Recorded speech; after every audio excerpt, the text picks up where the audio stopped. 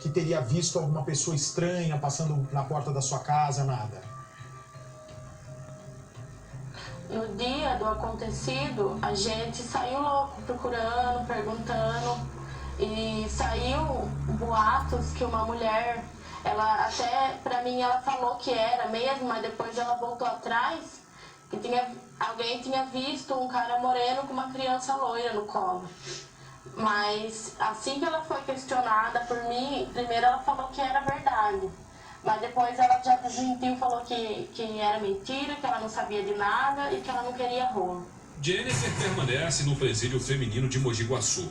Depois de assumir para a polícia envolvimento no sumiço da própria filha, a pequena Isis Helena, ela foi colocada sozinha em uma cela. O caso vem se arrastando há quase 2 meses na cidade de Itapira, no interior do estado. Em um áudio enviado por Dona Rose, mãe de Jennifer, ela afirma que a filha foi coagida a assumir culpa por um crime que ela não cometeu.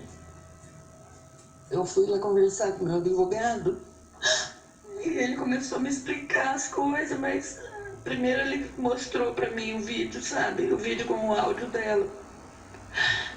Ele fazendo pergunta pra ela respondendo. Aí ela começou a contar pra ele que eles estavam batendo nela, que eles estavam forçando ela a falar o que ela não fez, sabe? Confessar o que ela não fez. Diz que ela apanhou muito lá, apanhou muito, tá dormindo no chão. Das cobertas que eu mandei pra ela, eles não deram pra ela usar, ela tá passando frio, fome, sede. Uma mulher entra lá e bate nela, entendeu? E eles sabem bater de uma forma que não deixa marca. E ameaçando o tempo todo pra ela confessar. Como que ela vai confessar o que ela não fez? Rose chora muito e acredita na inocência da filha. Alguém tem que fazer alguma coisa. Minha filha é inocente, ela não tem que confessar nada, eles estão ameaçando ela. Ela falou que não é lá na DIG, é lá na penitenciária, ela tá na penitenciária, no Guaçu, ela não tá na DIG. Mas confrontado, o advogado da acusada, que Dona Rose disse no começo da mensagem, desmente qualquer agressão. Em depoimento, Jennifer disse à polícia que naquela manhã de segunda-feira, do dia 2 de março, ao perceber que a filha já estava morta, resolveu se desfazer do corpo. Por isso, ela veio até essa ponte aqui. Quando chegou nesse local, ela jogou o corpo da pequena Isis dentro do rio. Mas a história, que pode ter tido um fim trágico nesse local, começou mesmo em um outro endereço. O drama da pequena Isis teve início na Rua Espanha, número 130. Foi aqui, nessa casa amarela, simples, de portão e janelas brancas, que a bebê viveu os últimos momentos de vida. A Jennifer veio morar aqui nessa casinha, no bairro Jardim Raquel, depois de se desentender com a mãe. A Dona Rose contou pra gente que a filha já não queria mais respeitá-la. Gostava de sair à noite e só voltava no outro dia ou então de madrugada. Costumava deixar os filhos sozinhos em casa com a Dona Rose. Por isso então a Dona Rose chegou e disse: vai morar com seus avós, porque além de ajudá-los, já são de idade, você terá um pouquinho mais de responsabilidade. Vai ficar mais tempo com seus filhos, principalmente com a pequenininha, com a Isis Helena. A Jennifer, então, veio viver aqui com os avós maternos. Só que em vez dela pegar mais responsabilidade, a Jennifer constantemente saía e deixava os filhos sozinhos aqui sob os cuidados dos avós. Ela continuou saindo durante a noite e voltando para casa somente durante a madrugada. Naquela segunda-feira, dia 2 de março, a Jennifer tinha saído no domingo, no dia anterior, encontrado com alguns amigos e voltou por volta de 11h30, meia-noite. Pelo menos foi o que ela disse em depoimento até o momento para a polícia. Veio justamente ao encontro dos avós, porque segundo ela também em depoimento, além de morar com os avós e mesmo saindo durante as noites, ela estava auxiliando tanto o avô, que tem mal de Alzheimer, quanto a avó, principalmente nas contas da residência. Era ela que estava cuidando do financeiro aqui do imóvel, ajudando a pagar conta de água, ajudando a pagar conta de luz, porque constantemente ela levava a avó até a agência bancária ou algum caixa eletrônico no supermercado que tem aqui perto para poder ajudar a quitar as contas. No domingo, ela teria saído com alguns amigos e voltou para casa por volta de 11h30 da noite. Contou ainda em depoimento que por volta de meia-noite, ela se deitou com a pequena Isis Helena, deu mamar para bebê, deu também medicamento para a pequenininha e em seguida elas foram dormir.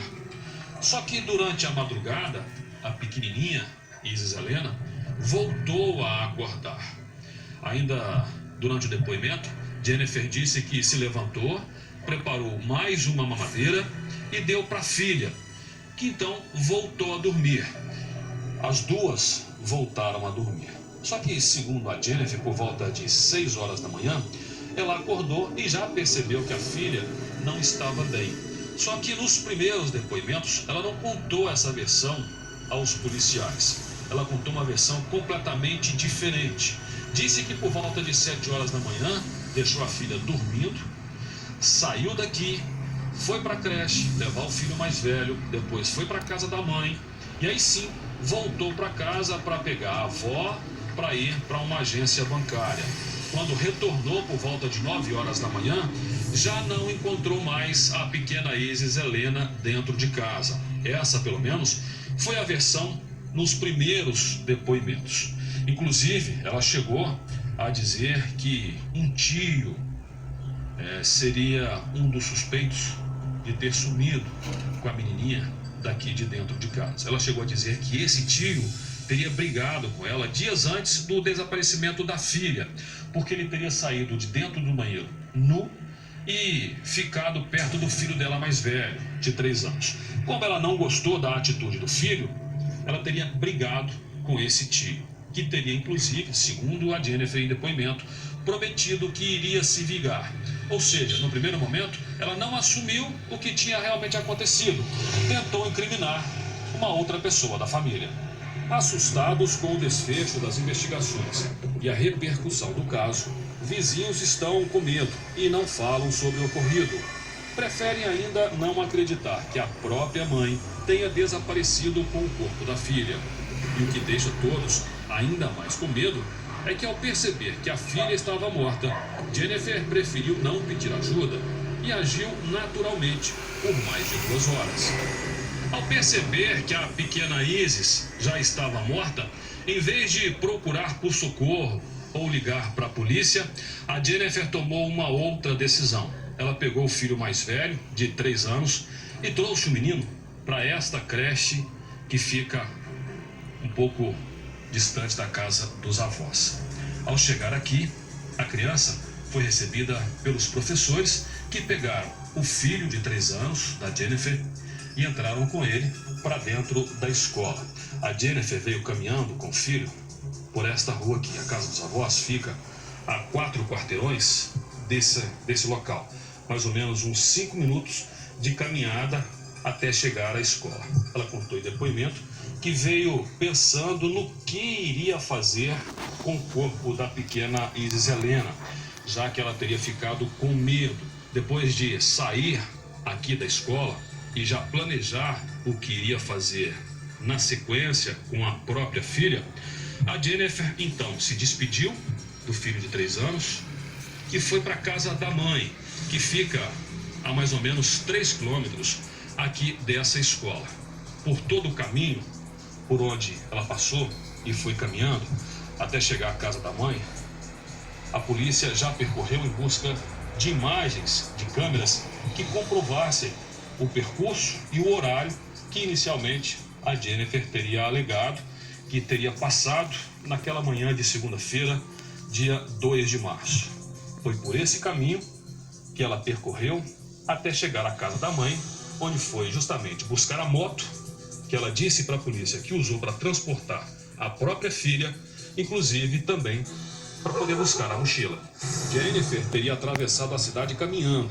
Com medo de ser acusada de não cuidar bem da filha, teria supostamente planejado o que iria fazer com o corpo da menina.